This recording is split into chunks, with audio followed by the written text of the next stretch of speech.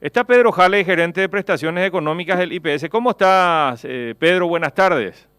Hola, Guillermo, a las órdenes. Gracias por atendernos. Bueno, primera duda. Hoy a lo mejor tuvo un lapsus Benigno López, el ministro de Hacienda, dijo que quien tenía 2 meses de cobertura, como todos tenemos, digamos, la gente cesada, pasa a 18 meses. Pero entiendo, nos dice Roberto que son 18 semanas, Pedro, de la ampliación de la cobertura médica. Y sí, en una situación ordinaria son 2 meses posteriores al desempleo cuando la cesantía no es atribuible al trabajador. Sí, Es decir, no es que él cometió una irregularidad dentro de la empresa y fue despedido con causa justificada. sí. Allí la ley del IPS dice 2 meses de cobertura para el trabajador y su familia. Pero en esta ley de emergencia, ese 2 meses queda medio en el aire porque la ley de emergencia dice en el 46 mientras dure la contingencia. Y eso puede Ah, ser más de 2 meses. dice mientras dure la contingencia. Claro, ahí medio que anuló nuestros 2 meses de la ley original. Bueno, pero ¿qué pasa? A ver, pregunto, en el caso de la suspensión hay un plazo definido que es 30, 60 o 90 días, pero si la empresa cesó en sus actividades y ese trabajador quedó cesante, ¿hasta Ujú. cuándo le cubren entonces? Y nosotros vamos a tenernos el artículo 46 mientras dure la contingencia. Puede rebasar inclusive la barrera de los 3 meses, 1 mes, 2 meses más y vamos a tener que atenderle a esa persona.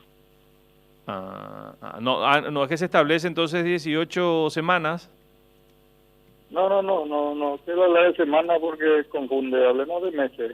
Sí, sí, sí. Eh, Pero no se establece, este, en el decreto no se establece la ampliación entonces. en el decreto no, en este decreto no habla de 60 días, 120 días, lo que sea. Eso es Ah, un proyecto de ley que el doctor Ubetich quiere presentar y ah, estamos trabajando para llevar en periodos normales de sí, 60 días, perdón, de 2 meses ya. a 120 días. Sí, perdón, porque empezamos por esto, Pedro, porque resulta que hoy el ministro de Hacienda estuvo dando una entrevista aquí y él dijo 18 meses y enseguida me saltaron las alarmas y busqué en el decreto y no, la verdad que no encontré, pero hice una lectura rápida. Ahora estamos buscando, no encontramos. Entonces eso va a quedar fijado por ley, esa ampliación de la cobertura durante la Es- contingencia entonces. Está fijado por ley. Está Artículo fijado por ley. 46 ya dice Ah, correcto. lo que el doctor Ubetich y nosotros el IPS estamos proponiendo en una modificación de la Carta Orgánica del IPS es Mm, llevar de 60 días, 2 meses a ya. 4 meses. Bueno, vamos ahora a la ayuda económica propiamente, al dinero. Los cesantes entiendo que son, o los con contratos laborales suspendidos, son 45.000, decía Gubetich. No sé si ese número aumentó en estas horas. Y Eh, habrá aumentado, información del Ministerio, que estamos en línea directa y sube permanentemente. ¿De cuánta gente hablamos ahora? Y 45.000. 45. Y de los 45 van a empezar pagándole a 18.000, Pedro. De los 45, 18.000 ya han sido notificados al IPS y ya hemos verificado sus requisitos. Lo que hacemos hoy es la acreditación en el banco. Sí. El banco tiene su horario de trabajo que es mañana de mañana, ¿verdad? O sea que mañana empezará a pagar, estimo unos 5.000 aproximadamente, que sería la primera tanda que enviamos, y vamos a hacerlo en nuestro curso todo el día y todos los próximos días. Correcto, pero ya los 18.000 entonces fueron notificados hoy. ¿Por qué 18 y no 45? ¿Hay ahí diferencias o es porque una cuestión de volumen y lo van a ir haciendo gradualmente? No, es porque lo que se recibió. 18.000 y un poco más de trabajadores en unas 1.700 listas lo que se recibieron, digamos. Eso ya está todo verificado. Así, Mm. mañana nos envían 44 y verificamos los 44, ¿no? Pero Ah, lo relevante no es tanto lo que nos envían, sino lo que nosotros mandamos al banco. Eso sí ya es resultado efectivo. perdón, para ser claro nomás. 45.000 son los cesados o con contratos suspendidos. Ajá. Pero trabajo les envía a ustedes 18.000. ¿Qué Así, cosas? es que el ministerio tiene también un trámite que hacer y lo está haciendo muy rápido referente a una precalificación, digamos. Ah, Habitualmente un trabajo de verificar la suspensión de contratos laborales lleva 15 días. en un periodo ordinario, entre dirección de trabajo, asesoría jurídica, resolución, gabinete, etcétera. Y acá lo están haciendo en horas, o sea que es muy meritorio lo del ministerio y nos están enviando constantemente. Yo dije 18.000, el presidente lo dijo de lo que recibimos hasta ayer, a lo mejor hoy tenemos ya 25.000. Ya entiendo. Ahora, corregimos si nos equivocamos, la ayuda es de hasta 1.096.000, no, es que es de 1.096.000 para todos. Exactamente, es en la fórmula que está en el decreto, si tenés a mano el decreto, artículo 7º, Sí. inciso 5 creo que es, Sí. está en la fórmula y dice salario mínimo legal, sería 2.186.000, dividido 30 dice, por 50% por DSNL, días de suspensión en el mes. Sí. Es decir,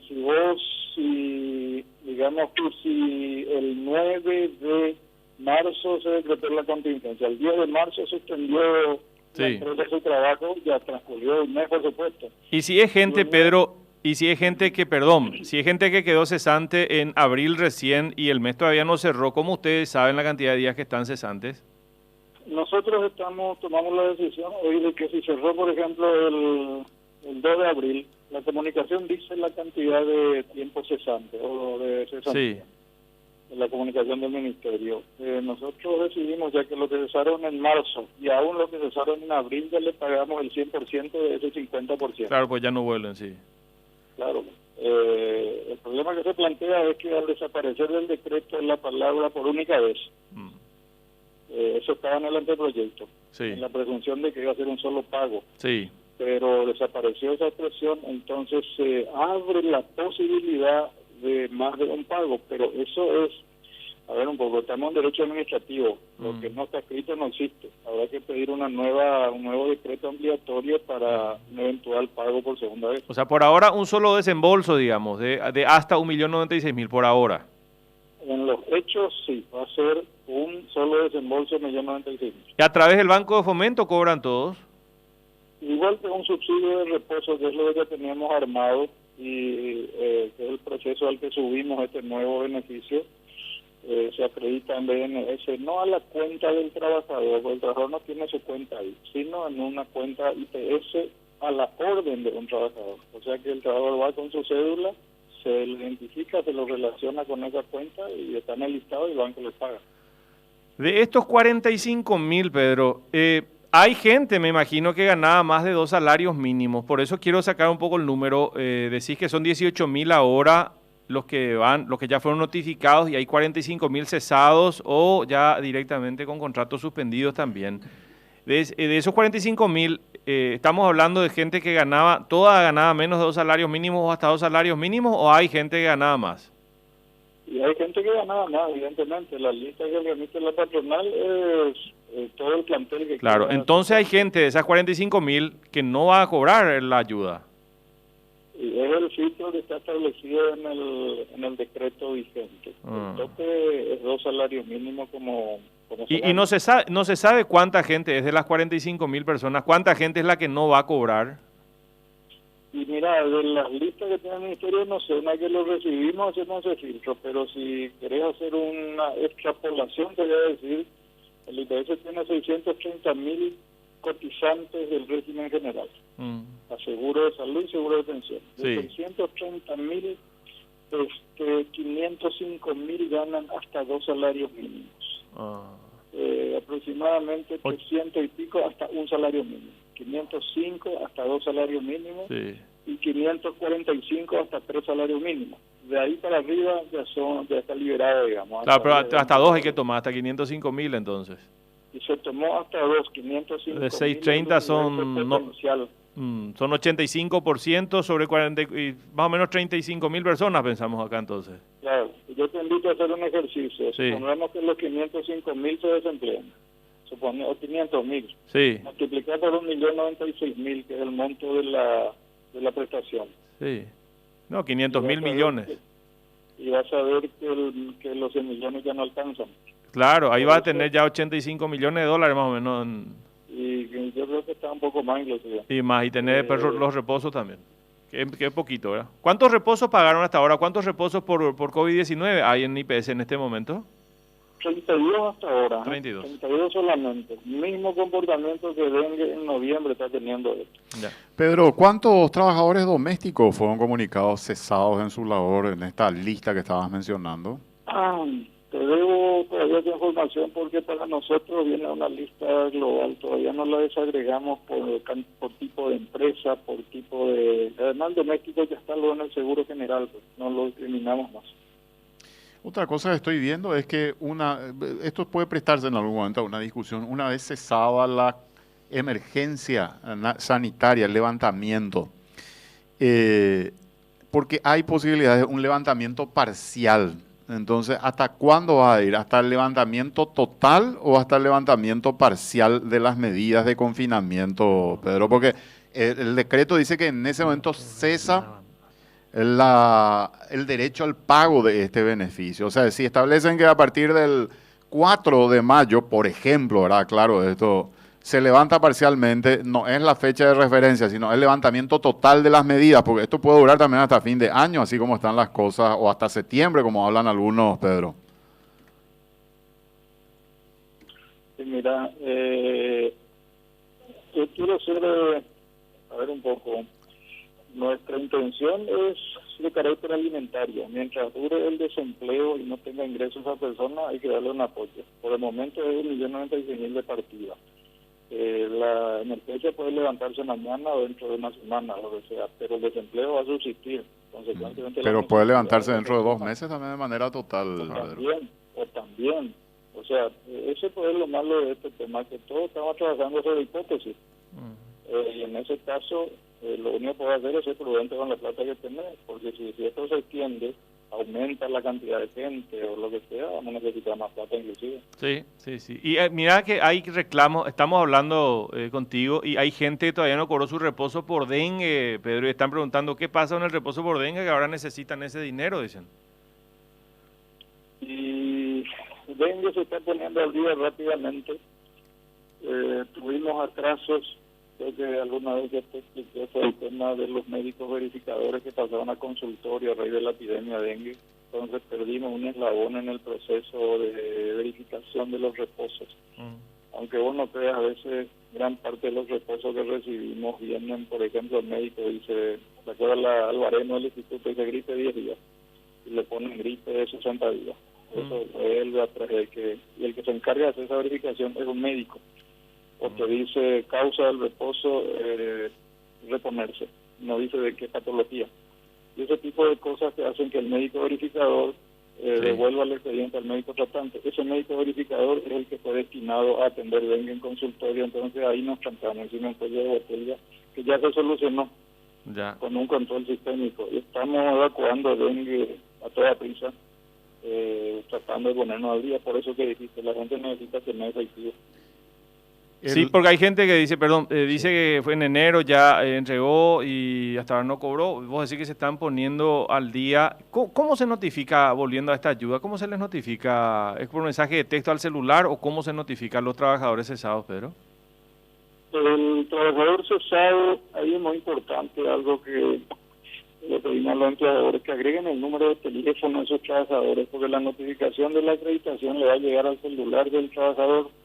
Pero si por ahí el empleador no puso el teléfono o el trabajador no tiene teléfono, habilitamos dos cosas. En la página web de IPS hoy se habilita un link que es igualito que se usa para controlar si tu reposo ya está procesado.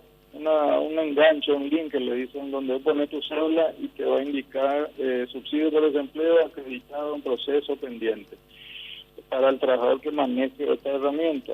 Y lo otro que también estoy armando es informarle a cada empleador que comunicó la lista, pasarle a él la lista, porque seguro que su trabajador le va a consultar a él, entonces que él sea un vehículo de información también.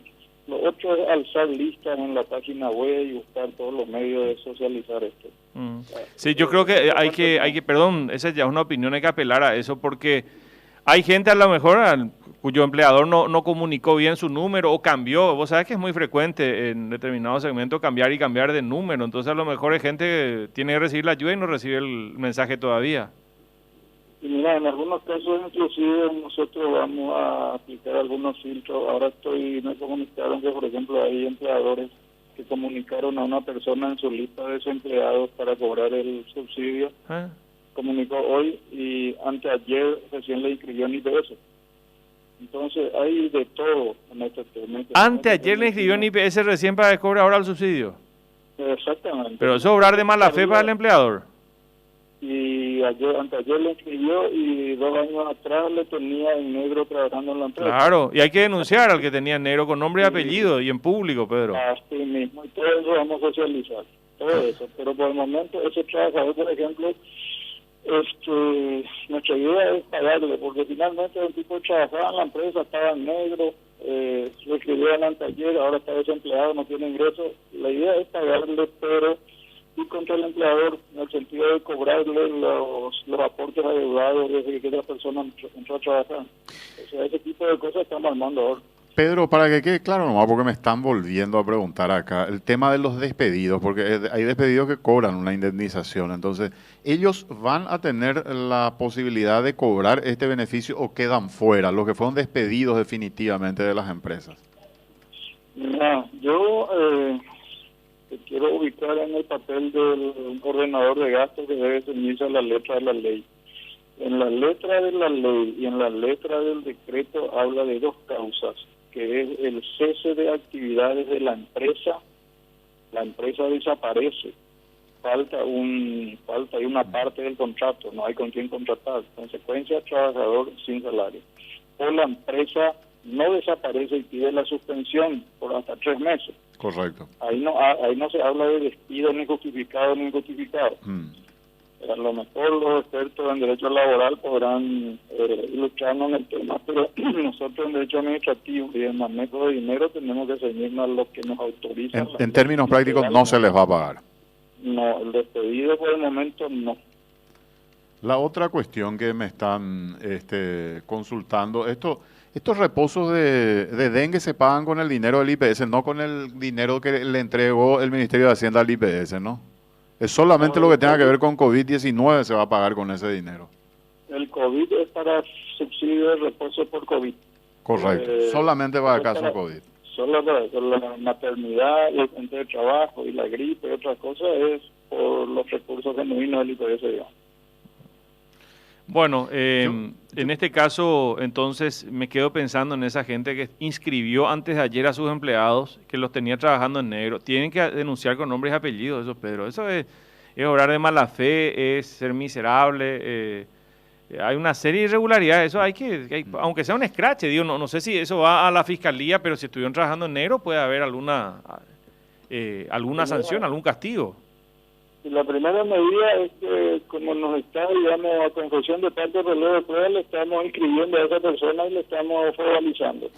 Primera consecuencia, ya queda como asegurado el IPS, esa persona que estaba en negro. Segunda consecuencia, nos dirá nuestra dirección jurídica si corresponde a alguna reclamación judicial. Pero yo entiendo que lo primero es cobrarle a ese empleador los aportes adeudados por esa relación en negro. Claro. Esa es la parte administrativa. Porque acá lo que están diciendo también, nos están escribiendo, Pedro, es algunos que hacen cierre definitivo y estaban pagando sobre un mínimo. Sin embargo, liquidan sobre el salario real. ¿Esto es posible cruzar información para saber si estaban evadiendo? Sí. De hecho, en estas listas que los empleadores están remitiendo, posiblemente va a aparecer el salario real de la persona, por una cuestión de tener que informar verazmente al Ministerio de Trabajo. Y posiblemente cruzar con nuestra base de datos vamos a darnos cuenta de que ese trabajador estuvo subdeclarando durante mucho tiempo, es decir, cotizando sobre un salario, 2 salarios. Y ese tipo de cosas las que están saltando a raíz de esta crisis. Queda definitivamente a partir de mañana el inicio del pago. Y sí, hoy se rendía la nómina inicial espero que esté en el orden de los 5.000 o más. Esa es la inscripción dada en nuestras áreas y establecida por el presidente de la institución con mucha fuerza y mucha énfasis. Se paga desde mañana, se acredita hoy. Estamos en eso la hora que sea y mañana creo que ya van los muchachos a empezar a cobrar. ¿Y cómo van a saber quiénes son, Pedro? Así como te dije, los que tengan el teléfono declarado les llegará el mensaje. Los que no tengan y no recibieron o tendrán que entrar en la página web de IPS y ahí ver con su cédula el estado de su solicitud.